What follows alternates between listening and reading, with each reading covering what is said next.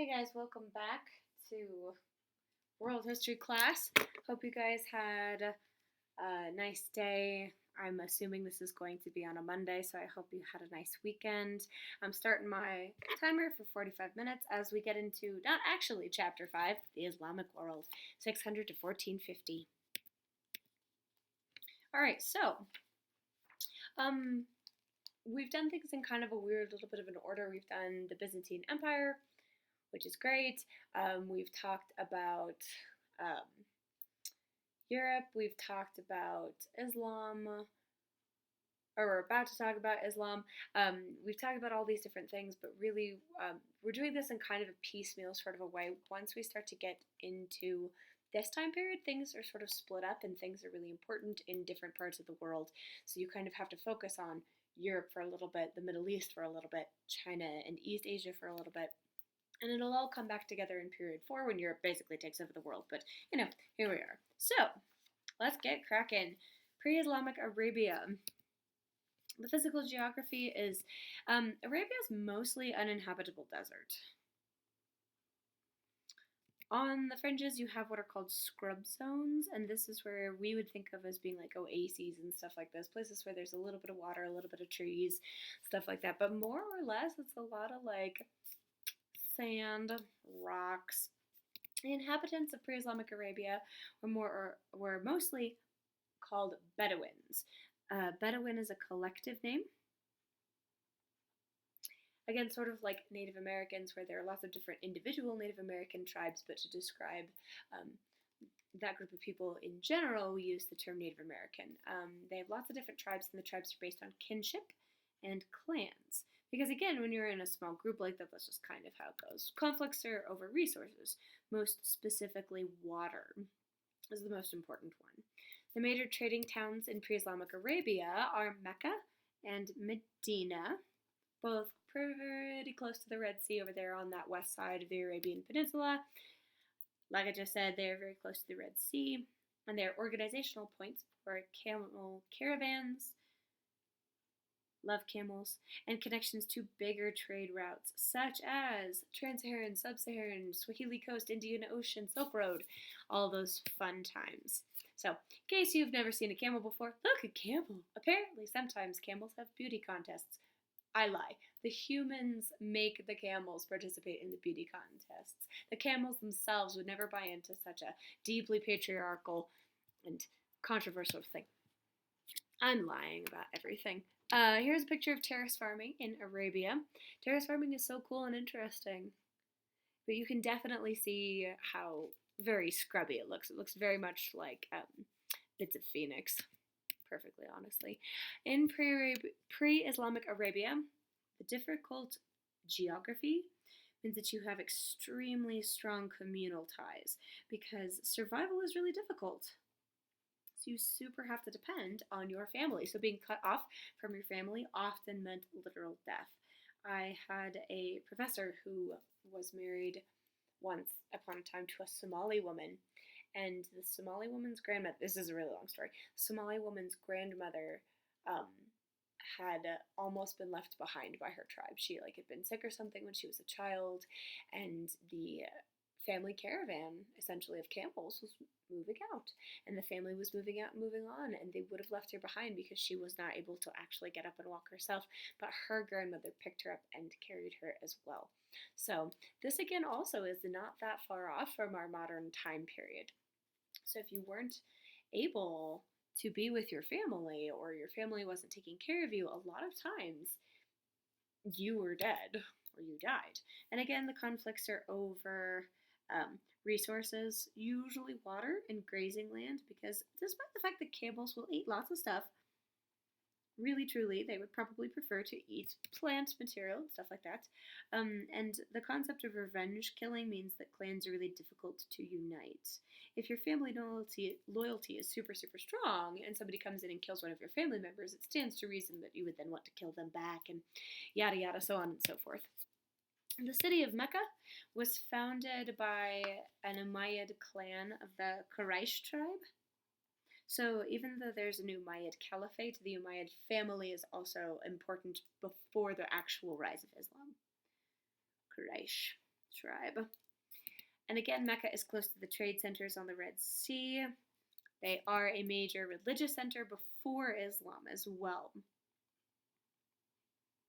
They are a pilgrimage, or Mecca is a pilgrimage site with shrines dedicated to various gods and spirits, specifically in a building called the Kaaba. The Kaaba is built by Abraham and holds the black stone. And in Mecca, in the Kaaba, in these religious centers, you have an interesting blend of animism and polytheism.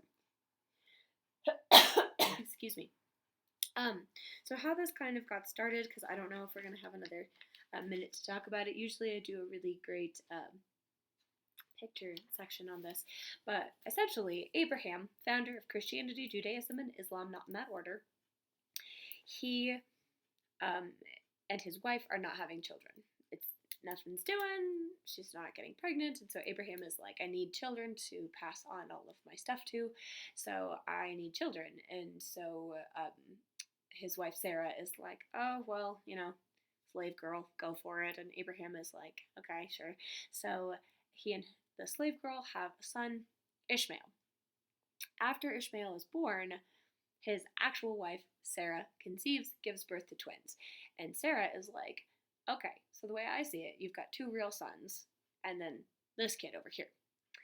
To make sure that he doesn't try to take all of your stuff away from your rightful sons, because we married, you need to get rid of him. And Abraham is like, okay. So he takes Hagar, the slave girl, and Ishmael, the son, out into the desert and leaves them, fully intending them to just die alone out in the desert, because being cut off from your family usually meant literal death. So Hagar is out there in between these two mountains, and she's like running back and forth in between these two mountains, looking for water, looking for water, looking for water. And then out of the sky comes this comet, meteor type thing, and it comes down and it like smacks down into the ground. And when it smacks down into the ground, water comes up out of the ground, and they're saved, and it's so exciting. And then a couple days later, because you can survive a long time without food, you can't survive very long without water. This other tribe comes by, and they're like, oh, look, a lady, a baby, and some water. Excellent. So they make an oasis out of that little water spout, and they live there, and then it turns into like a small village, and Abraham comes back to check on their skeletons, and he finds a whole like oasis, and he's like, oops. You're still alive. That's so awkward. So sorry. So he builds them a house. The house is the Kaaba, and the black stone is, according to sort of Islamic legend, the black stone is the comet or meteor or whatever that came down out of the sky and like whacked into the earth and created the well or the spring that kept Hagar and Ishmael alive. And then Ishmael is considered to be, through all of that, the original father of Islam. But then again, it's still an Abrahamic religion because Ishmael's father is Abraham. So normally there's some pretty great pictures that go along with that. Some really cute little baby stick figures, but you're just gonna have to wait. So this is the little black thing in the middle. That is the Kaaba today. This is during the Hajj, or the annual pilgrimage to Mecca. This is the city of Mecca, and this is the Kaaba in the center, and all of these are people. And they are all turning around the Kaaba. You're supposed to go around the Kaaba a specific number of times. I cannot remember how many. Oftentimes, too, you're supposed to spit at the devil or throw a rock at the devil. Basically, every year somebody dies because somebody in the back threw a rock and it hit somebody else in the head. But, hey, that's how it goes. The black stone is also still in the Kaaba itself. There is no proof that it is a meteorite. They have tested it, and there is no proof that it's a meteorite. But, hey, meh. And then there's a closer picture of the Kaaba. The only people allowed inside the Kaaba, more or less, are members of the Quraysh tribe that Muhammad was also a part of. But you can go inside the Kaaba on like Google Earth and stuff like that, which is really, really cool. So Muhammad himself. And I don't actually know if any of you are Muslim, but I just want you to be aware that I think I have a picture of Muhammad in here somewhere. So I will be sure to let you know. It is not acceptable usually to show images of Muhammad for fear that you might start to worship him as God instead. So images of people and Muhammad are highly discouraged in Islamic practices. Muhammad himself was orphaned at age 6. He was part of one of those Bedouin tribes wandering around in the Arabian Peninsula. He moved to Mecca when he was a young man, and he married a wealthy widow whose name was Khadija. He was the trophy husband, let's be real. He was sort of dissatisfied with life in general. He wasn't super happy. He loved Khadija and like they made good money, but he was like, this can't be all. There's got to be more to it. So he would go up to a mountain to pray and meditate and just generally try to clear his mind and see what was up, think the long thoughts. And then he began receiving visits and revelations from the Archangel Gabriel. That's a good story because he's hanging out in the mountain and he hears this voice that says, recite. And he's like, what? Oh my god, I'm hearing voices. That's crazy. Oh, it's probably just myself hearing, I was just hearing stuff, whatever. He hears it again, recite. And he's so freaked out. And he's like, oh my god, I'm hearing all these voices. He hears it a third time, recite. And it's the angel Gabriel. And the angel Gabriel comes down and is basically like, what up, Muhammad? And Muhammad's like, whoa, I've lost it finally. And Gabriel's like, nah, man, I'm just here to give you some divine revelation because we came down, we tried this with Judaism. Didn't work out like we planned. Bummer. So we came down, we tried it again with Christianity. Again, didn't really work how we planned. So this is the third time. This is the last time, Muhammad. You better get it right this time. And Muhammad's like, I still think I'm hallucinating, but okay, fine. So Gabriel starts giving him revelations and visiting him on the mountain. And essentially, Muhammad goes back to his wife and is like, so I'm crazy. I've been hearing voices. God's talking to me, and I just wanted to let you know I'm so sorry I'm crazy. And she's like, no, you are not crazy. This is God. How cool. You're a prophet. Wow. And in fact, Muhammad is what's called the seal of the prophets. That means that he is the first prophet and the last prophet, all at the same time. Some people say that Muhammad is the first soul ever to have been created, and that the light of God first travels through the soul of Muhammad before it is sort of like prismed out into every person. And that light is called the light of Muhammad, or the Nuri Muhammadin. Okay, so Muhammad goes back to Mecca and he starts preaching.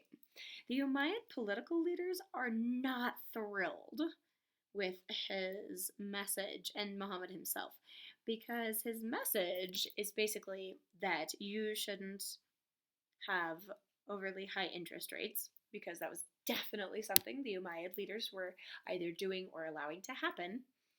So people would come in from the Bedouin tribes, they would move to the city without their family, without that social safety net, and then something would happen to them, like they would break their leg, they would lose their camel caravan in the desert and need money, they would take out a loan, they would have this huge interest rate, they wouldn't be able to pay it, they'd be out on the street, people were suffering and starving and hurting in the streets. And so Muhammad would see these people in the streets and understand like where their suffering was coming from. So he preached against these unusually high interest rates.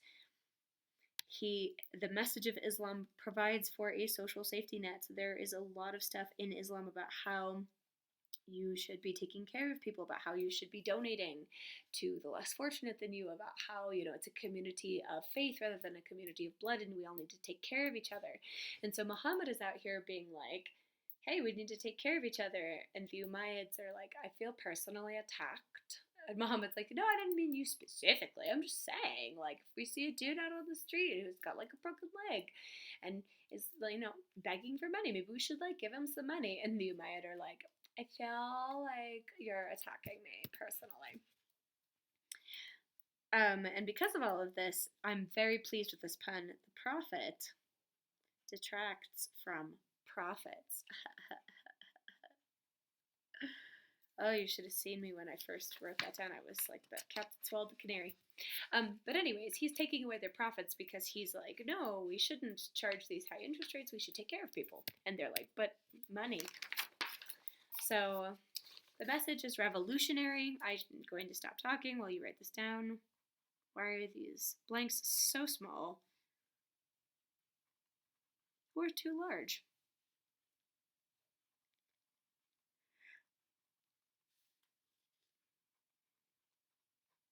Ooh.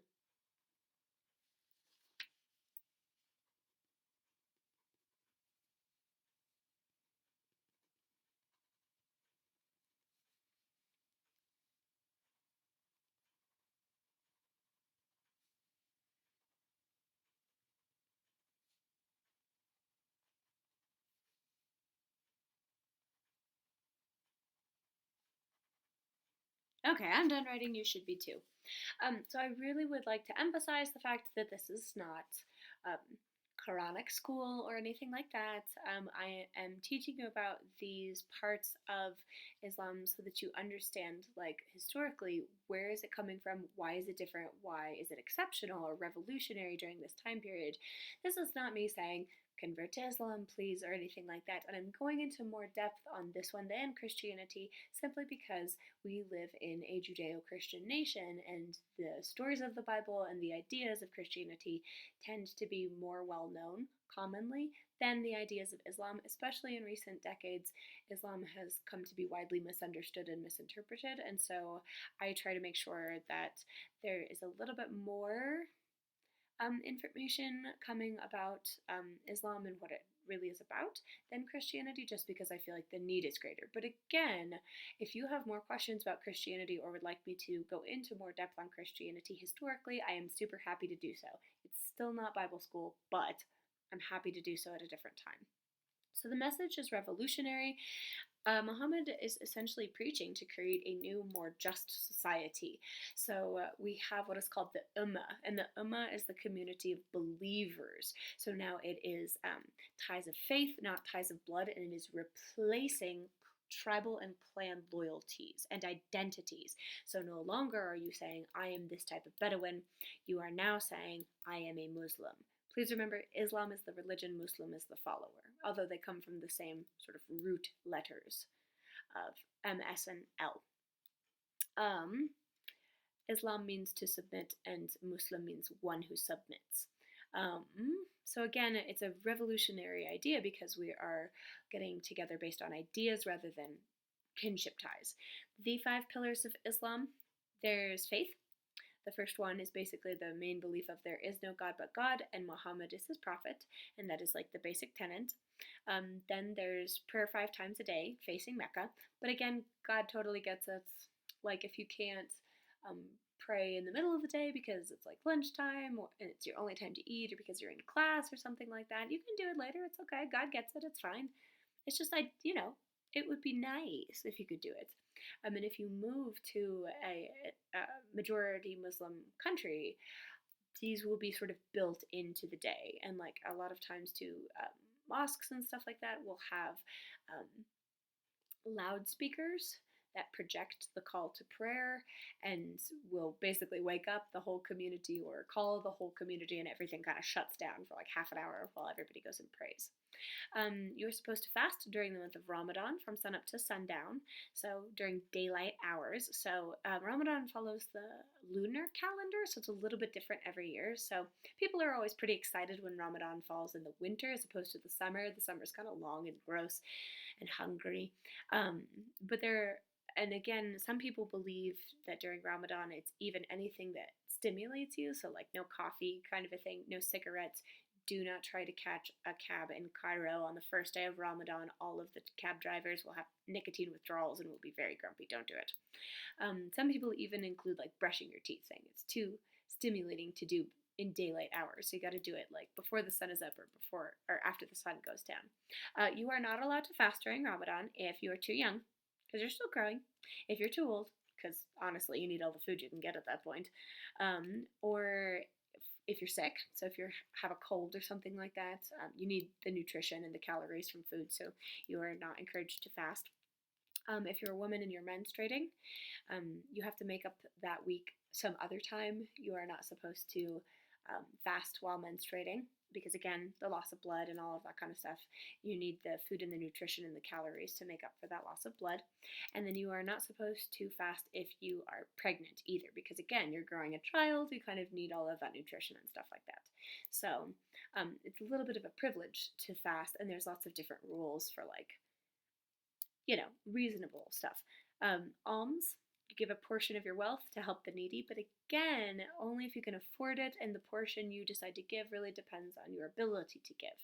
If you are not able to give wealth, you can give other things. You can give time, you could give service, you could donate stuff. But again, it's about like what you're able to manage, because God gets it. He understands if giving up to help the needy would put your family into the category of the needy, then keep what you have. And then finally, the pilgrimage, otherwise known as the Hajj with a little h. once a lifetime, you are encouraged to make a pilgrimage to Mecca to do all of that cool stuff. And it's like a 7-day process or something like that. It's kind of like a big, huge celebration, and there's lots of things that you do sort of together as a community. You go over to the mountain where Muhammad had the revelation. You walk between the two mountains where Hagar had the meteor come down and make the well. You go around the Kaaba 7 times. It's lots of stuff to do. But you are not expected to go on the Hajj if you can't afford it. It's encouraged, but like, God gets it. Your finances might not allow. You don't have to go on the Hajj also if you are not physically able to do it. So if you are handicapped in some way or disabled or differently abled and it's just not possible for you to go on the Hajj, God gets it, that's okay. And then also if you're not mentally able to understand it, if you are mentally handicapped or mentally disabled or something like that, it's okay if you don't go on the Hajj because it's not really something that your mind is capable of sort of grasping the seriousness of. That's okay. It's not a big deal. God understands. Burning depiction of Muhammad ahead. So this is the cave in the mountain where Muhammad had his revelation. And then this is a depiction of Muhammad and the Archangel Gabriel. All right, so how this transforms Arabia. Muhammad gets exiled to the city of Medina, and his other followers go to Ethiopia on what's called the Hijra, capital H, because the Umayyad and the Quraysh tribes are like, you're bad for business. Could you leave, or we could kill you? And Muhammad is like, I guess I'll leave. And this is when the Ummah really starts to coalesce because they have to make the choice to leave with Muhammad and leave behind their family and all that kind of stuff. Muhammad comes back to Mecca in 630, and most of that is through battle, and then he's dead in 632. By this point, most of Arabia has been consolidated under Islam, and then all of these sort of roving Bedouin tribes were sort of roped into fighting against Mecca. So the Islamic State is all of it. It's religious, it's political, it's military, all together. But there's not really a church structure or a separate church structure in Islam. And they don't have priests like the Catholic Church. You have mullahs and you have legal scholars and stuff like that, but you really just don't have the same kind of church structure like you do in the Catholic Church. Here is a picture of Muhammad coming back and destroying all of the idols in the Kaaba. Oh, sorry. Muhammad is over here on this camel, and he is being depicted as a flame. I cannot actually hear your responses, but the reason Muhammad is being depicted as a flame is because one of the big ideas in Islam is that you shouldn't worship anybody but God, and if we depict Muhammad too much, maybe people will start worshiping Muhammad instead of God, and that's bad. Okay, so after Muhammad's death, what now? Muhammad did not appoint a successor or create a process for how to find a successor. Usually that's bad. Usually, if there is no immediate successor or a process for a successor, chaos, power vacuum, rebellions, revolts, disintegration of empires. The biggest question was, should it be a member of the family or not? The first 4 caliphs are called the Rashidun, or the right-guided caliphs. Caliph is the word for leader of the Islamic State. Kind of like a Caesaropapism in that he's the leader of the political and the religious state, but not quite the same because they don't have popes. Rashidun, rightly guided caliphs. It's the tiniest box for rightly guided.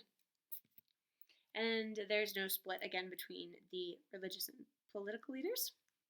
Our first caliph is Abu Bakr.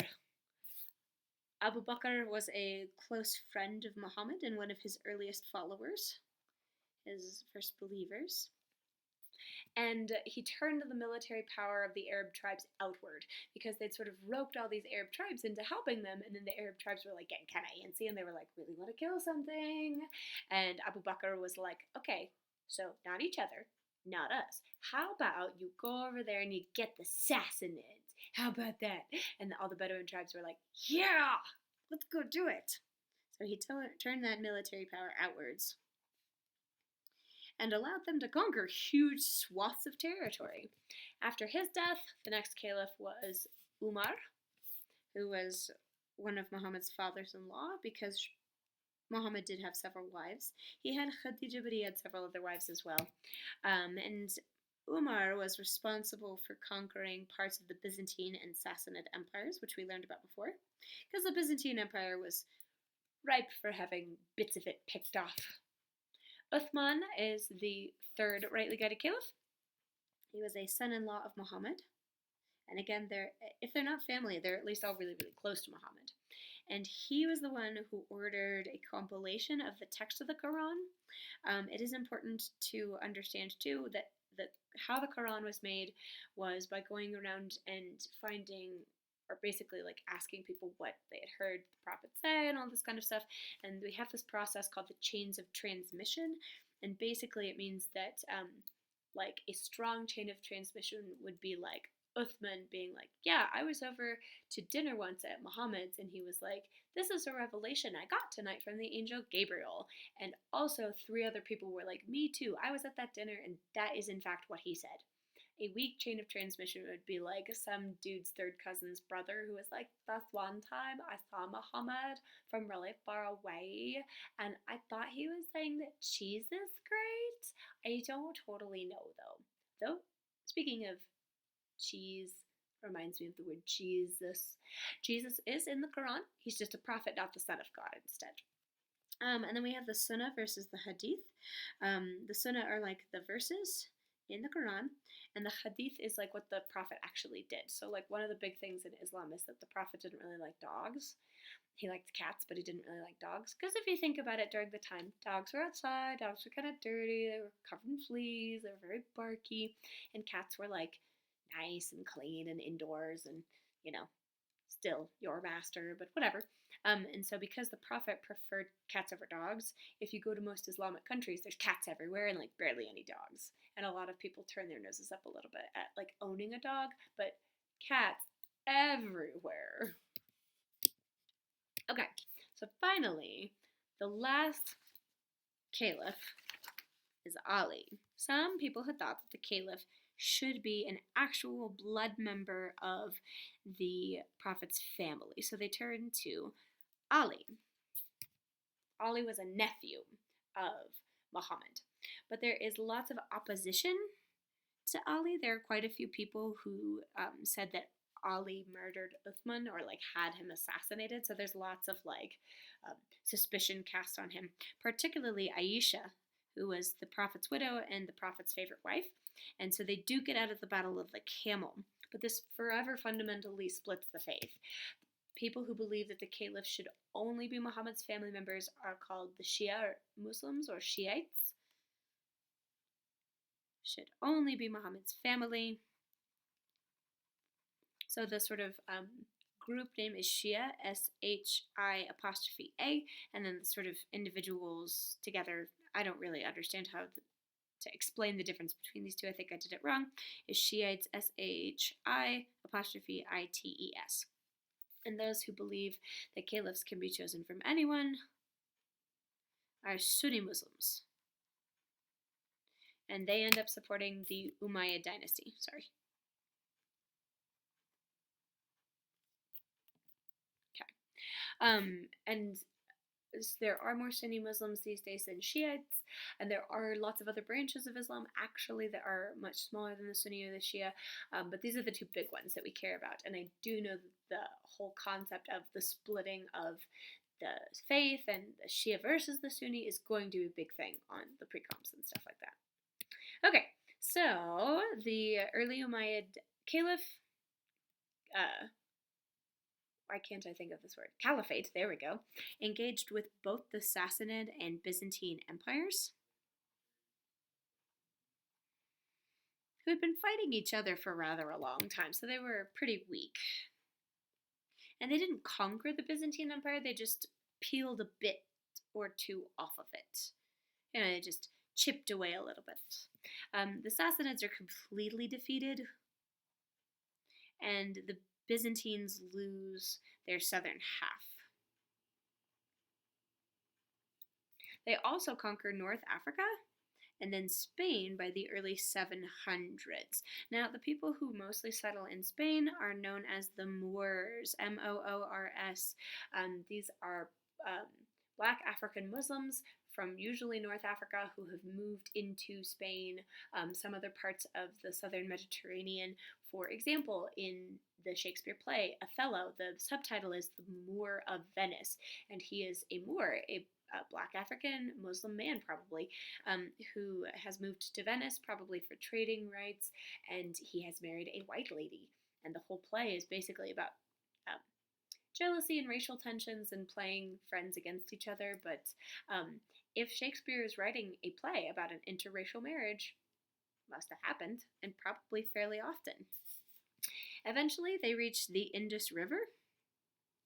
And this is super, super important. You should put a star next to this. In 751, they defeat the Chinese forces at the Battle of Talas. I believe this is the Tang Dynasty. This is important because the Chinese were pushing west and west and west and west and west. When the Chinese are defeated by the Umayyad Dynasty at the Battle of Talas, it stops the Chinese westward expansion. If they had not won, there is a very real possibility that you and I would both be speaking Mandarin right now. They ended up converting all of those Turkic-speaking Central Asians out there. So this leads to at least 3 Islamic empires eventually. Those 3 Islamic empires are the Ottoman Empire, because you might want to write this down. The Ottoman Empire. We also have the Delhi Sultanate in India. Delhi space Sultanate. And then finally the Mughal Empire, Mughal, the Mughal Dynasty or the Mughal Empire, also in India. And those are just, the 3 off the top of my head. And no, it's not Muggles like Harry Potter, it's Mughal. Okay, so here's a picture of the Battle of Talas. And it's right here, sort of in between. We've got Persia over here a little bit, and we've got the Indus River down here, and the Himalayas over here, and it's like right in the middle of everything, and the Tang Dynasty has been pushing out and out and out, and when they are defeated at the Battle of Talas, they have to retreat and retreat and retreat. And so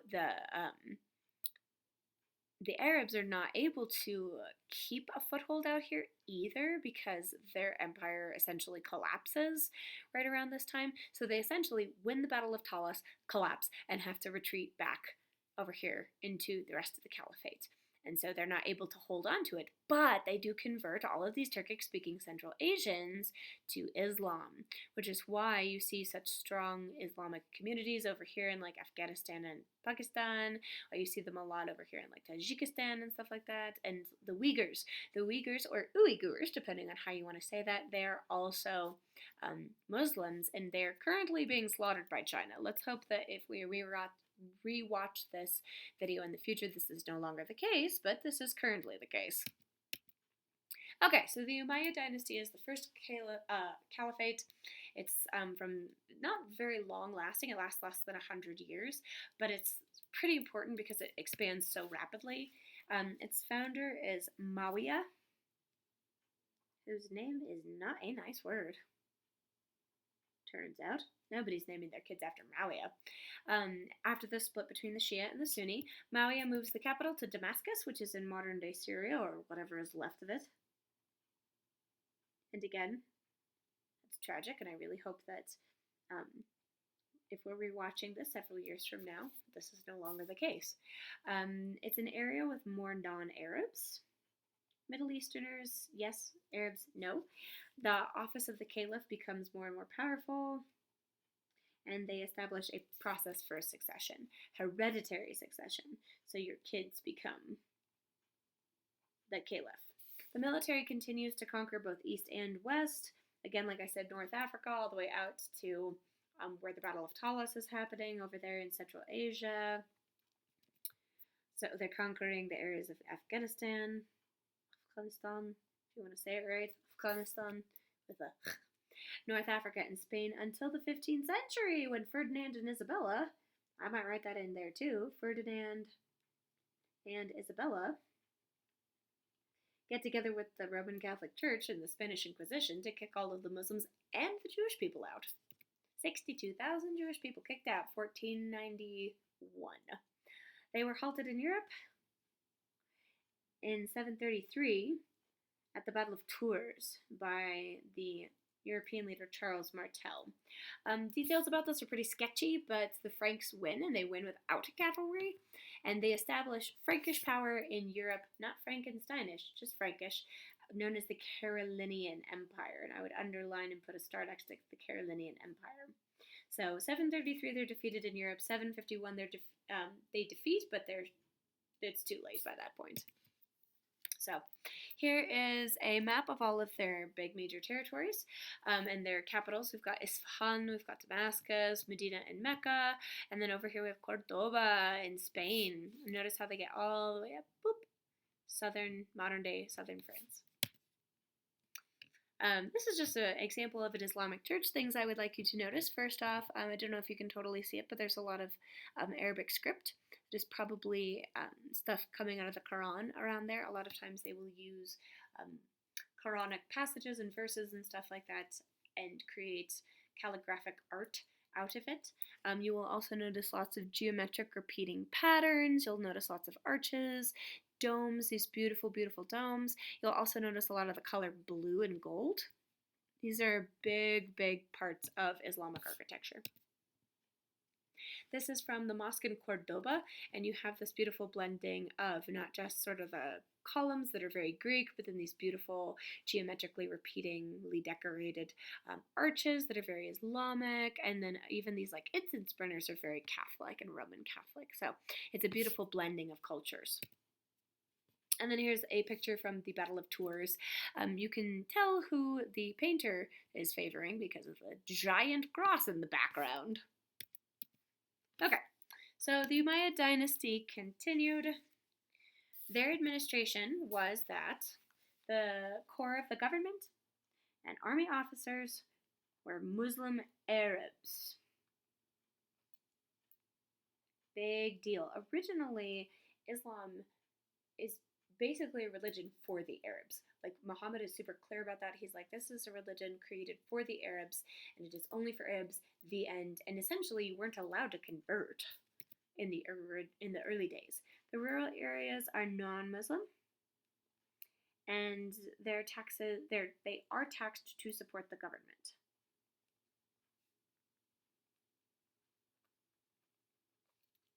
They try to keep Islam just for the Arabs. Again, they're like, this is an Arab religion, but there are so many non-Arabs who want to convert, not just because of the ideas, but also because that's how you get in positions of power. You play along with the rules of the people in power, and then they bring you into that power structure. So if you would like to be successful and powerful, you play the game. So they did allow some to convert, and some must have genuinely converted because they wanted to. And they also had a concept of people of the book. These are like other Abrahamic religions. So these are Christians, Jewish people, Zoroastrians, and they're a little bit better treated than everybody else, but they have to pay what's called the jizya tax. And this is a tax that basically is like, this is a tax to let you worship however you want.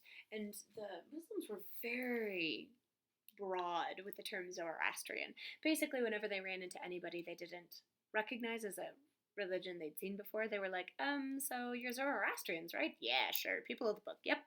People of the book. Like Hindus or Buddhists or Jains or something like that. Their downfall eventually came because as the empire expanded, same old problems. It was too hard to control all the people. And particularly, there were a whole bunch of rebel groups who were non-Arab subjects who wanted social and religious equality. And they weren't getting it, and they didn't like that, and so they overthrew the Umayyad dynasty, and they moved the capital to modern-day Iraq, to the city of Baghdad. Or if you want to say it the American way, Baghdad.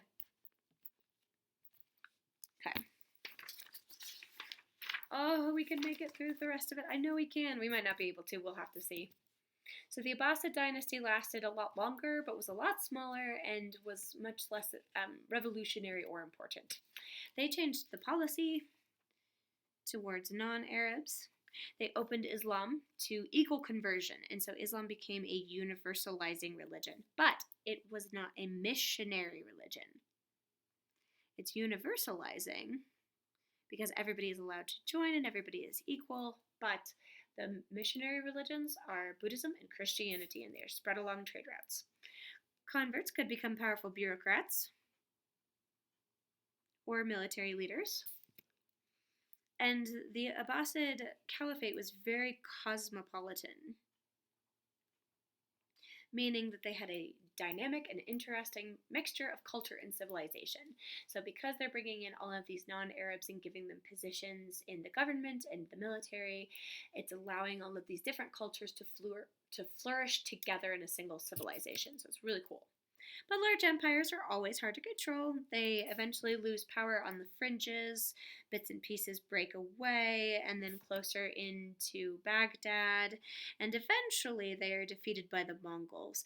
But are they? Because the Mongols come in and they think that Islam is pretty great, and the Mongol leader who comes in and takes over this area, the Ilkhanate is what it's called, he converts to Islam.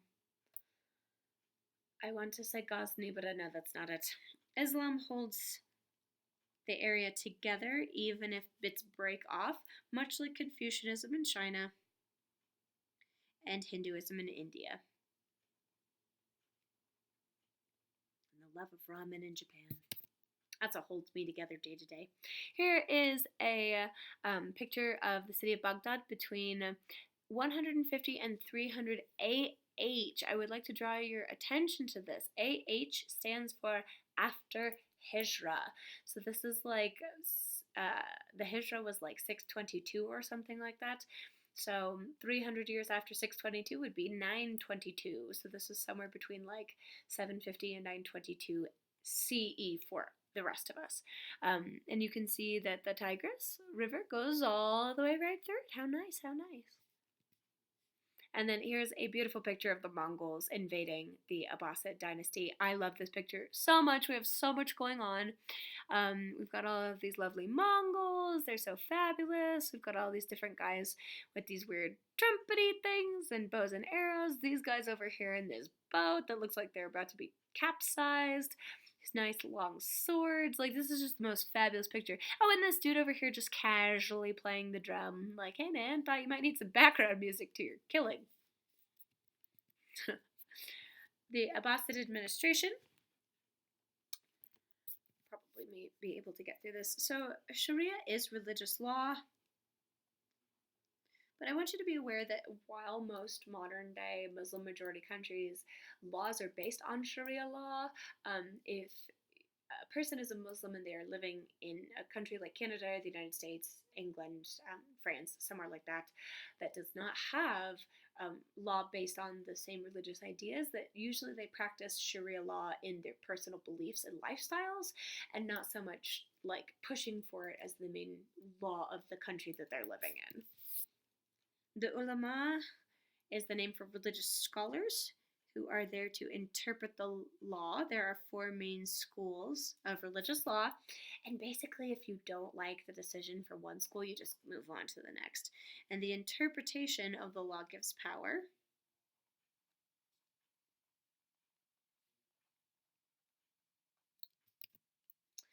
The vizier was the head of the government under the caliph, sort of like Jafar. There was also a state council, and provinces were governed by a prince, which was called an emir. They're still called that today in lots of places. The emir's job was to collect taxes and to keep the peace, make sure everybody was happy. The army was headed by politically important military leaders. Because again, there's no real separation between all the different structures. But bigger armies are harder to control. Make sure everybody's loyal to you. It's so much easier to make sure 20 people are loyal to you rather than 200,000, kind of a thing. All right, we are out of time for today, so we're going to go ahead and stop. This has been such a great time. I hope you have a lovely rest of your day, and I will see you later. Thank you.